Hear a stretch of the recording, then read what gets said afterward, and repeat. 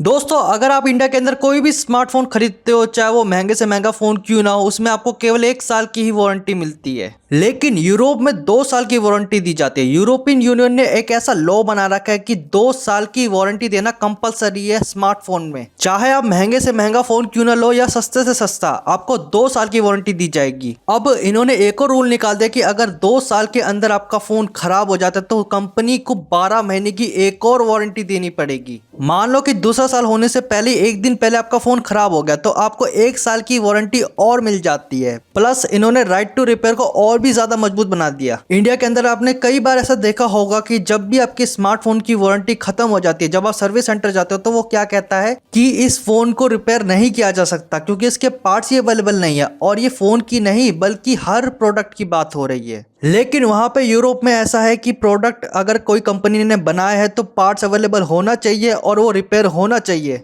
और उन्होंने ये भी कहा है कि सभी कंपनी प्रोडक्ट के पार्ट्स को मेंशन करेगी वेबसाइट के ऊपर कि ये पार्ट्स अवेलेबल है। और अगर किसी को ज्यादा दिक्कत होती है तो वो उस पार्ट्स को खरीद सकता है, परचेस कर सकता है। लेकिन वो पार्ट्स रीजनेबल प्राइस में रखे जाएंगे। ऐसा नहीं कि कुछ भी उठा के रख दिया, कोई भी प्राइस रख दिया। कभी कभी ऐसा होता है ना कि ये प्रोडक्ट का पार्ट अवेलेबल नहीं है तो वो वहां से आ रहा है, उस देश से आ रहा है, तो इसलिए महंगा हो रहा है। तो ये नहीं होना चाहिए। और यही सेम एग्जैक्ट चीज इंडिया में भी होनी चाहिए। 2 साल की वारंटी नहीं तो कम से कम 1.5 साल की वारंटी तो देनी चाहिए कंपनी को। और अगर रिपेयर की बात करें तो जो पार्ट रिपेयर हुआ है उसकी 1 साल की वारंटी कर दो कि अगर इसमें कोई खराबी आती है इस पार्ट में तो ये चीज रिपेयर हो जाएगी 1 साल के अंदर। और अगर 1 साल की भी नहीं देनी है तो कम से कम 6 महीने की तो दे दो, लेकिन वारंटी दो यार। इंडिया में 2 चीज चाहिए, एक जिस भी प्रोडक्ट का पार्ट रिप्लेस हुआ है उसकी वारंटी मिल जाए और दूसरा पार्ट्स की शॉर्टेज ना हो, पार्ट्स इजीली तौर पर अवेलेबल हो। क्योंकि लॉजिटेक के प्रोडक्ट्स के पार्ट्स इजीली तौर पर अवेलेबल नहीं होते हैं। अगर उनकी एक बार चीज़ खराब हो गई तो वो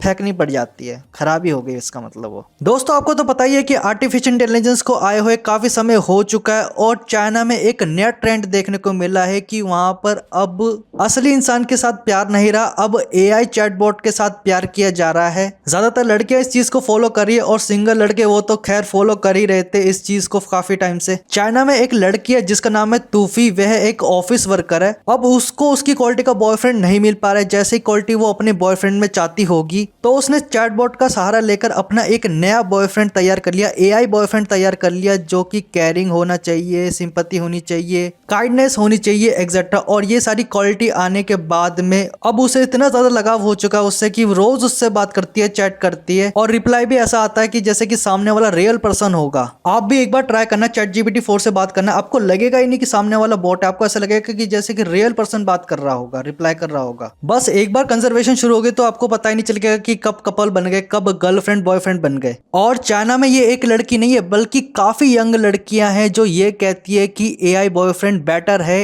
रियल पर्सन से, रियल मैन से। और जैसे लॉन्ग डिस्टेंस रिलेशनशिप नहीं होता, ठीक उसी तरह से ये लड़कियां फॉलो कर रही है, लेकिन वो फेस टू फेस उससे कभी नहीं मिल पाएगी। और यही रीजन है कि चाइना का बर्थ रेट अब नीचे गिरता जा रहा है। तो अब मैं ये वीडियो समाप्त करता हूँ। मैं मिलता हूँ आपसे नई वीडियो में, नई टेक्नोलॉजी, नई अपडेट और नई वीडियो के साथ। तब तक के लिए बाय बाय।